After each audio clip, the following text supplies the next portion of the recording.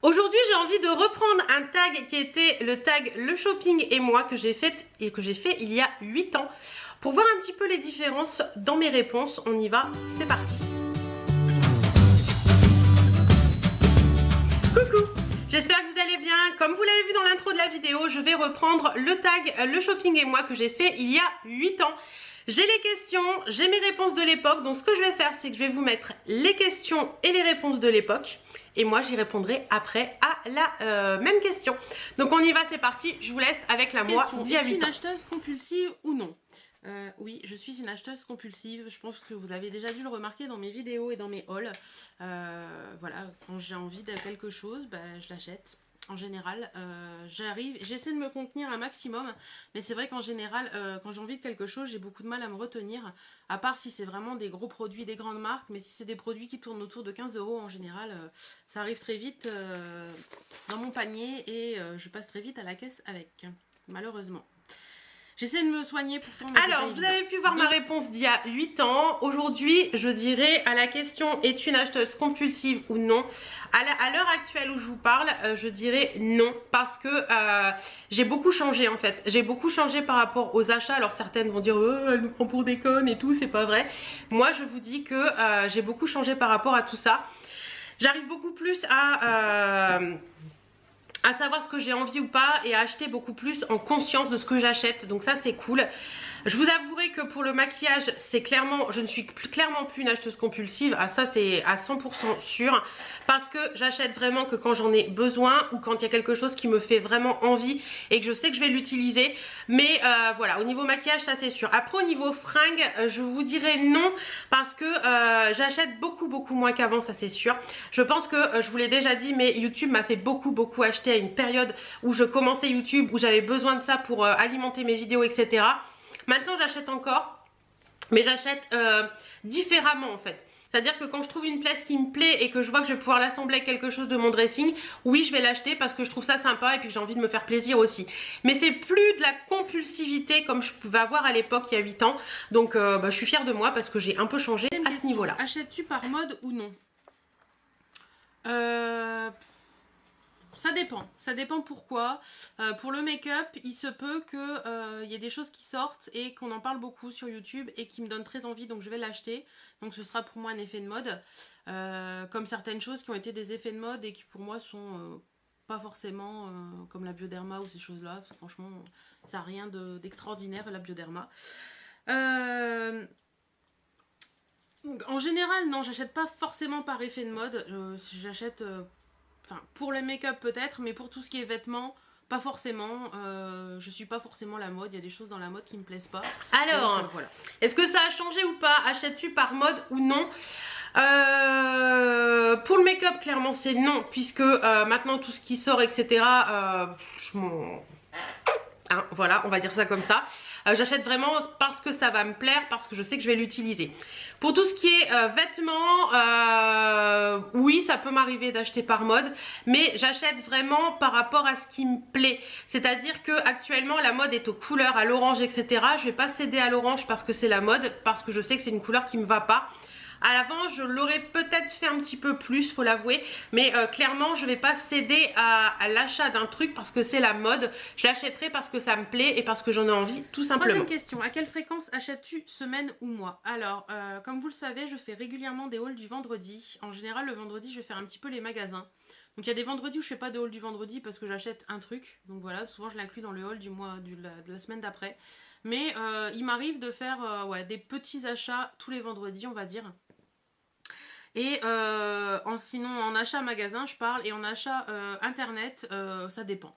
Voilà. Je sais que j'achète plusieurs fois par mois, je fais pas un achat par mois, j'achète plusieurs fois par mois, donc je dirais par semaine. Alors à la question à quelle fréquence achètes-tu, semaine ou mois? Par rapport à il y a 8 ans, je dirais que je me suis énormément calmée. Les hauls du vendredi, clairement, je n'en fais plus. Ça m'arrive d'aller sur Amiens le vendredi, mais je ne vais pas forcément y aller forcément pour faire les boutiques. Ou quand j'y vais pour faire les boutiques, ce sera parce que j'ai quelque chose de prévu d'acheter. Voilà. Mais c'est vrai que mes hauls du vendredi, avant, j'allais sur Amiens faire les magasins et il fallait que je ramène quelque chose pour mon haul du vendredi. C'était clairement acheté pour faire cette vidéo et je trouve ça un peu dommage et avec le recul je me dis que c'était complètement débile. Actuellement, est-ce que j'achète plusieurs fois par mois ou par semaine? Je dirais plusieurs fois par mois. Parce que c'est vrai qu'avec les live vêtements maintenant, bah, j'ai souvent une ou deux pièces qui me plaisent et puis je peux craquer facilement. Mais pour le make-up etc, il y a des mois où je vais pas du tout acheter de make-up. Par contre pour la fringue, c'est vrai que bah, pour la fringue j'ai toujours un petit peu plus de mal.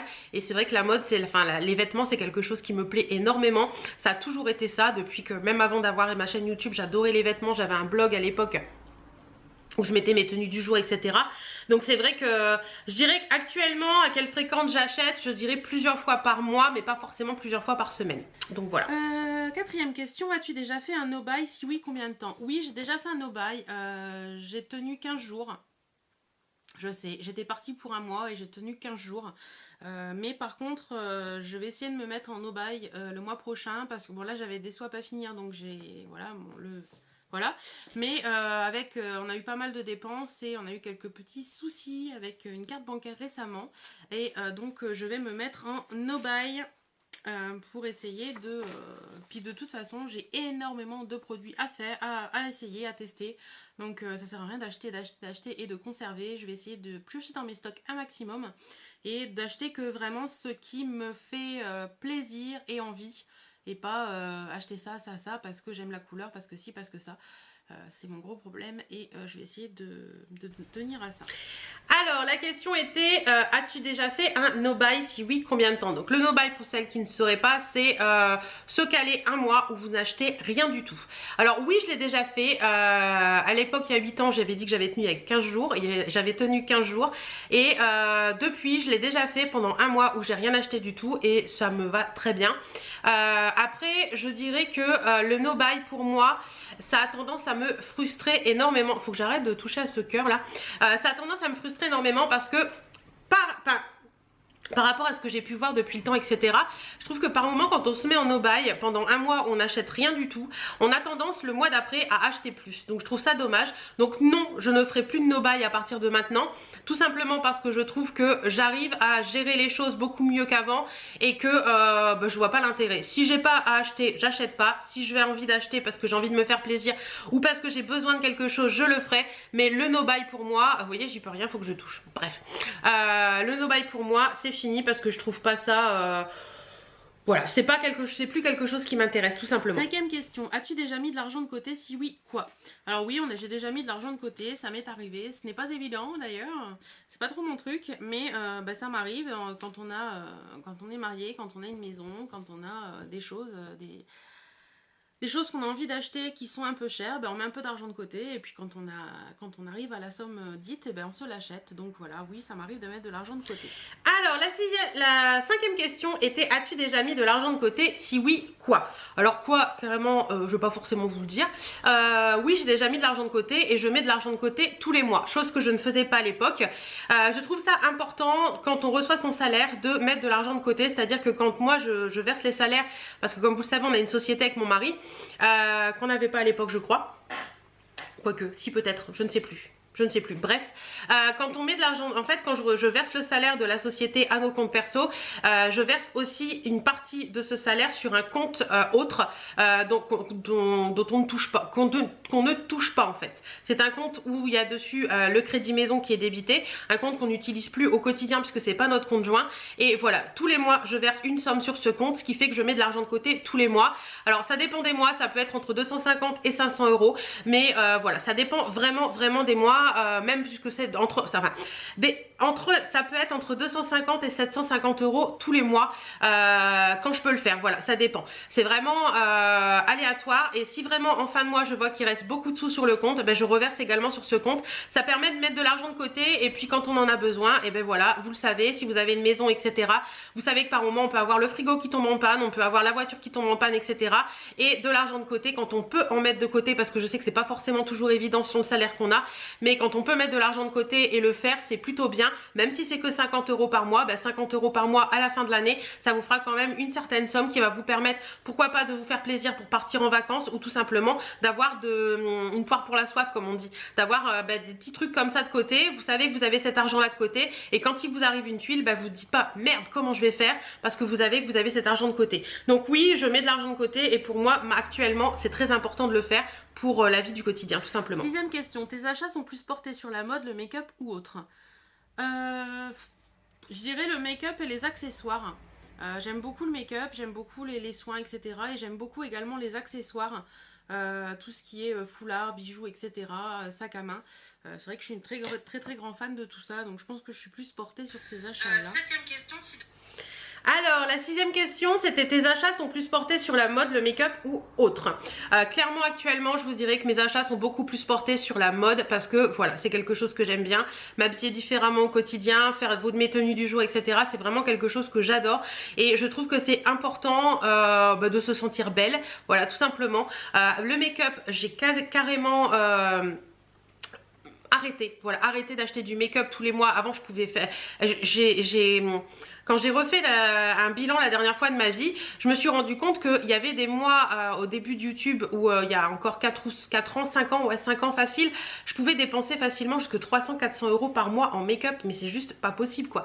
Avec le recul, tu te dis mais pourquoi t'as fait ça? C'est complètement débile. Bon, vous allez vous dire... Peut-être que maintenant je les dépense dans les fringues, mais 400 € par mois en fringues, non quand même pas, je pense pas. Mais c'est vrai que ça permet... voilà, je suis plus axée fringues en ce moment, et fringues et accessoires, c'est vrai que c'est quelque chose qui est plus pour moi, quelque chose qui me plaît le plus maintenant. 7e question, si demain tu gagnes 2000 €, que ferais-tu avec? Alors, si je le fais à la raisonnable, si demain je gagne 2000 €, je dirais que je les mets de côté parce qu'on a envie avec mon mari d'améliorer la maison, et on a un but de refaire la cuisine, donc je serai pour ça. Et si je le fais à la youtubeuse compulsive, je dirais que je m'achèterai le sac bébé de Lancel qui me fait envie depuis des mois, des années même, quasiment depuis qu'il est sorti. Donc c'est le noir avec les rubans colorés un peu partout que j'adore. Et je pense que je craquerai sur un rouge à lèvres Yves Saint Laurent ou Christian Dior, enfin quelque chose comme ça, enfin des produits que je m'achète pas d'habitude parce que je les trouve trop chers. Alors, à cette question, si demain tu gagnes 2000 €, que ferais-tu avec? C'est marrant la réponse que je vous ai donnée, parce que la cuisine, elle est toujours pas faite. Honte à nous. Non, alors clairement, pour vous expliquer pourquoi la cuisine est toujours pas faite, c'est parce qu'on a privilégié certaines choses dans nos vies. C'était d'un commun accord avec mon mari. C'est vrai que la cuisine, on a vraiment envie de la faire, mais il y a plein de choses qui ont été, voilà, qui ont fait que on a privilégié les sorties, les week-ends, etc., etc. C'est vrai que là, avec le Covid, on s'est dit que c'est vrai que on fait beaucoup moins de sorties, on fait beaucoup moins de choses, etc. On part beaucoup moins au week-end, on fait beaucoup moins de restaurants, donc l'argent on le met un petit peu de côté. Et puis récemment on a acheté notre maison en 2004, et en 2024 on aura 20 ans de crédit, donc on aura plus de crédit maison. Donc on a décidé avec mon mari, la cuisine elle est viable, c'est pas un souci. Donc pour la cuisine on a décidé avec mon mari d'attendre 2024 que le crédit maison soit terminé, pour réentamer un crédit, pour faire tout ce qui est cuisine et salle de bain, parce qu'on doit faire les deux. Et voilà, pour l'instant c'est viable, c'est pas non plus une cuisine qui est moche, c'est une cuisine qui est ancienne, mais on peut vivre dedans, il n'y a pas de souci. Donc pour l'instant on reste comme ça, et on verra la cuisine, la salle de bain en 2024. Donc les 2000 €, on les passera pas dans la cuisine si on les gagne actuellement. Et qu'est-ce que je ferai avec actuellement? J'hésite, soit je retourne en Corse parce que c'est vraiment quelque chose qui m'a beaucoup plu l'année dernière, et voilà, et une chose que j'aimerais beaucoup m'acheter. Alors à l'époque c'est marrant, je vous parlais du bébé de Lancel, et c'est plus du tout un sac qui me plaît, parce que pour avoir essayé de l'acheter il y a quelques années, quand mon chéri a voulu m'acheter un sac de luxe, je mets des guillemets parce qu'il y a luxe et luxe, vous avez pour moi il y a le luxe encore abordable, et il y a le luxe moins abordable. Lancel, qu'est-ce que je veux dire, vous avez Gérard Darel, Lancel, tout ça qui ont encore un luxe abordable à mon avis. Après vous avez tout ce qui est Hermès, Yves Saint Laurent, Chanel, etc. qui sont un luxe beaucoup moins abordable. Actuellement là, si vraiment Je gagne 2000 € là tout de suite maintenant, qu'on a tout ce qu'il faut de côté, que tout est nickel, que la maison est nickel, qu'on n'a pas envie de faire de travaux, qu'on n'a pas envie de partir en vacances, qu'on a envie de rien et que c'est pour moi les 2000 € et que je peux me faire plaisir avec, clairement je vais m'acheter un sac Chanel. Voilà, tout simplement. 8e question, quelle chose te fait le plus envie dans ta wishlist du moment? Tout. En général, si c'est dans ma wishlist, c'est parce que j'en ai vraiment envie. Ce qui me fait le plus envie dans ma wishlist du moment, je dirais la dernière palette Sleek qui est la romance et la Eye Candy que j'ai beaucoup envie. Après, voilà, il y a plein de choses. Il y a des vernis by Arwen que j'ai beaucoup envie en ce moment aussi. Donc voilà.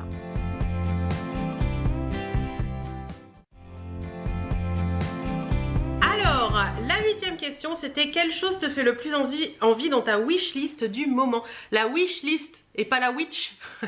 Alors je sais que certaines d'entre vous m'avaient dit à l'époque que witch c'était sorcière. C'est la wishlist. Oh l'anglais à l'époque, mon dieu. Donc j'en ai plus de wishlist. Actuellement je n'en ai plus. C'est plus quelque chose que je fais. Voilà, quand j'ai envie de m'acheter quelque chose qui me fait vraiment envie, je l'achète. Je vous avouerai que je ne regarde plus les nouveautés sorties make-up, etc. C'est plus quelque chose qui m'intéresse maintenant.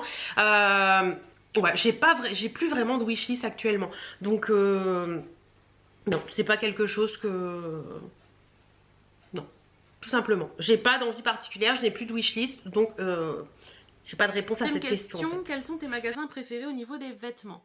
Alors, magasin préféré au niveau des vêtements, donc comme vous le savez, je m'habille en grande taille, donc c'est pas forcément évident d'en trouver. J'aime beaucoup New Look parce qu'ils ont des trucs sympas, quoi qu'en ce moment, la collection est pas terrible. Je m'habille beaucoup chez Kiabi quand même, je trouve pas mal de petites choses sympas. Kiabi et là, Hello Vêtements, j'ai trouvé qu'ils avaient changé un petit peu leur rayon grande taille et qu'il était un peu plus fashion, donc je trouve que c'est un peu plus sympa. Donc voilà, en général, je m'habille chez Kiabi, New Look ou la Hello Vêtements. Très intéressante la 9e question, quels sont tes magasins préférés vêtements? Ça complètement changé. À l'époque, je vous parlais de New Look, Kiabi et je ne sais plus. Le dernier, je ne sais plus. Bref, vous l'avez entendu. Actuellement, je m'habille quasi exclusivement sur des lives. Vous avez Au Trésor de Ligne que j'aime beaucoup. Vous avez Aya Ibiza que j'aime beaucoup. Vous avez Courbe en Valeur aussi que j'aime beaucoup dans les lives.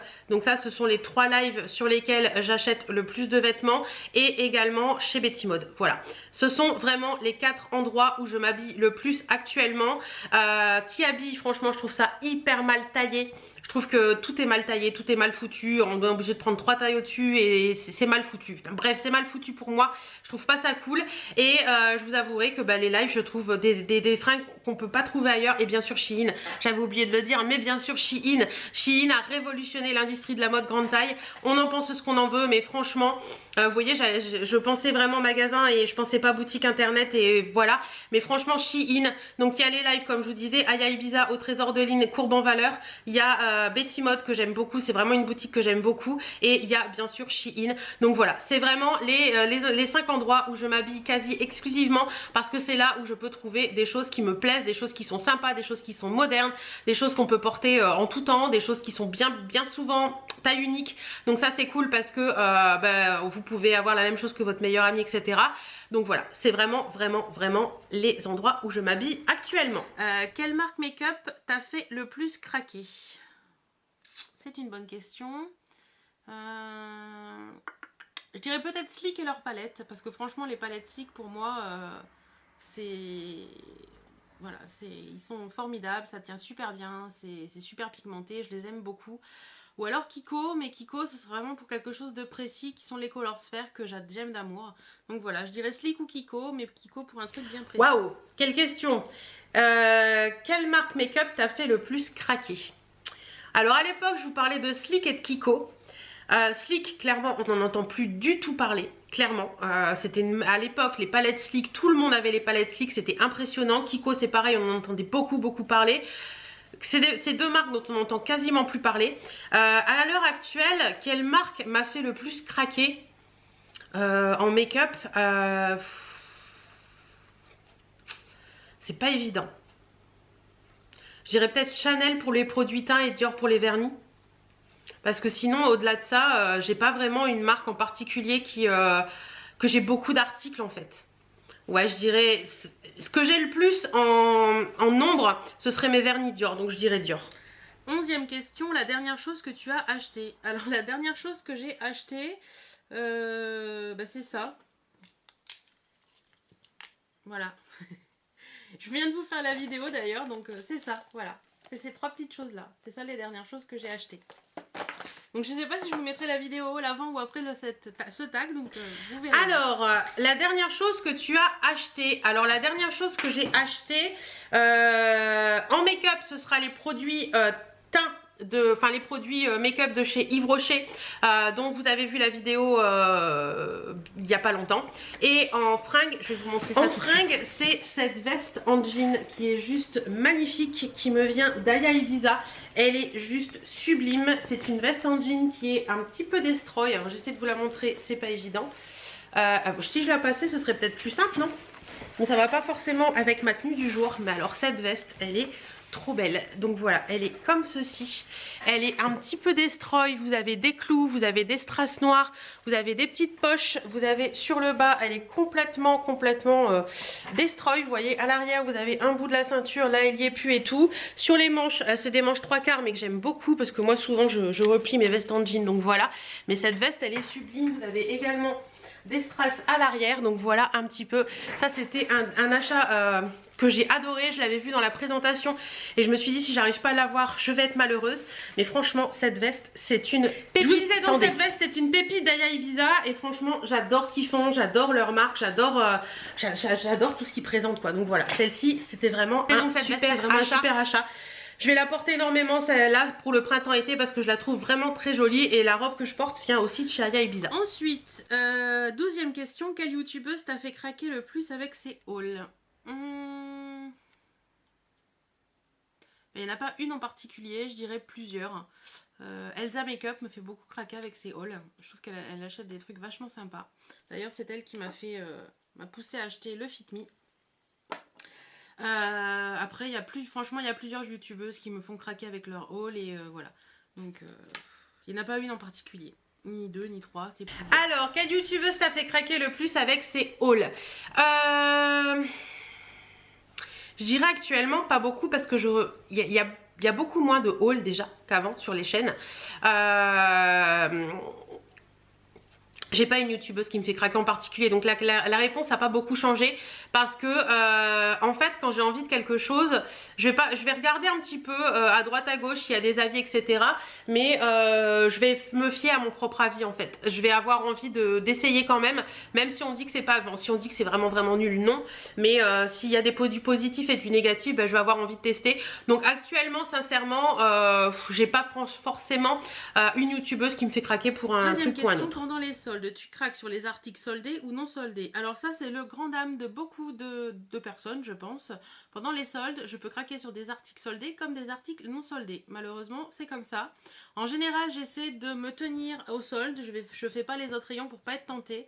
Donc je dirais oui, j'essaie de me tenir aux articles non soldés, mais c'est certain que dans mon caddie ou dans mon panier il y aura forcément un article non soldé. Ah, cette question, pendant les soldes, craques-tu sur les articles soldés ou non soldés? Ça c'est le grand dame de tout le monde comme je disais à l'époque. Alors je vous dirais qu'à l'époque les soldes on les faisait beaucoup plus que maintenant. Maintenant il y a tellement des promotions toute l'année que si vous achetez une fringue à plein tarif, c'est que il y a, dans beaucoup de boutiques clairement alors ça je parle des boutiques, des vraies boutiques style Kiabi etc. Vous avez des promos toute l'année, donc vous pouvez toujours trouver, attendre pour avoir une promo etc. Après moi vous savez que j'achète beaucoup sur les lives etc. et qu'il y a très rarement des soldes de fait. Certains en font, certains en font pas, mais ouais, je vais pas forcément y aller, je vais pas forcément en fait je m'en fous si c'est soldé ou pas. Ouais, clairement je m'en fous si c'est soldé ou pas. Si c'est soldé, bien grand bien m'en fasse. Mais si je vais dans un magasin et qu'il n'y a rien qui me plaît en solde et qu'il y a que les choses non soldées qui me plaisent, je vais craquer pour le non soldé tout simplement. 14e question, as-tu déjà fait du couponing? C'est une bonne question. Le couponing, je ne sais absolument pas ce que c'est, donc alors la 14e question c'était as-tu déjà fait du couponing? Donc à l'époque je ne savais pas ce que c'était, maintenant je le sais. Oui, j'ai déjà fait du couponing. Ça m'arrive de voir des coupons dans des magazines ou d'avoir des coupons qui sont donnés par mon supermarché par exemple. et je l'utilise, ou de voir des trucs voilà dans un journal, dans un truc, oui ça m'arrive. Oui ça m'arrive pour avoir des petites promotions quand on achète certaines choses, par exemple. Je sais qu'avec mon café, le Dolce Gusto, il y a souvent des petites bons de réduction dessus. Je les découpe et je les donne à la caisse. Donc oui, je fais du couponing. Je vais pas faire que ça. Je vais en donner quand j'ai dans mes courses, mais ouais, ça m'arrive. Qui tagues-tu? Alors, qui je peux taguer? Donc, je vais taguer toutes celles qui ont envie de le faire. Voilà, tout simplement. Je suppose qu'il y en a d'autres qui l'ont déjà fait.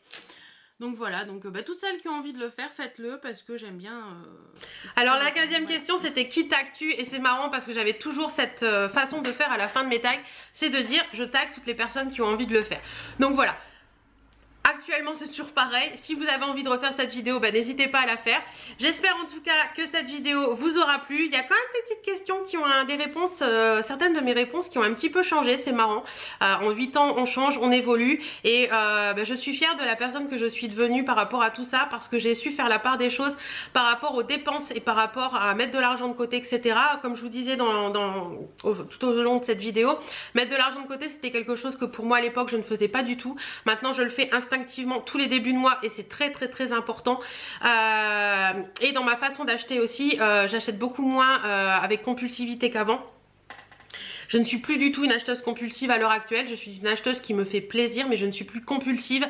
À l'époque, j'étais vraiment acheteuse compulsive par rapport à YouTube en fait. Voilà, c'est YouTube qui m'a fait devenir une acheteuse compulsive parce que je ne l'étais pas avant. C'est YouTube qui m'a fait devenir comme ça pour vous fournir des vidéos, etc. Et c'est vrai que maintenant, je me suis beaucoup plus calmée par rapport à tout ça. Donc, je suis fière de moi. Donc, voilà. J'espère que cette petite vidéo retour en arrière sur le tag, etc. et avoir vu en partie mes réponses de l'époque et mes réponses de maintenant vous aura plu. En attendant, moi, je vous fais plein de bisous. Prenez soin de vous, portez-vous bien et à très bientôt. Mouah.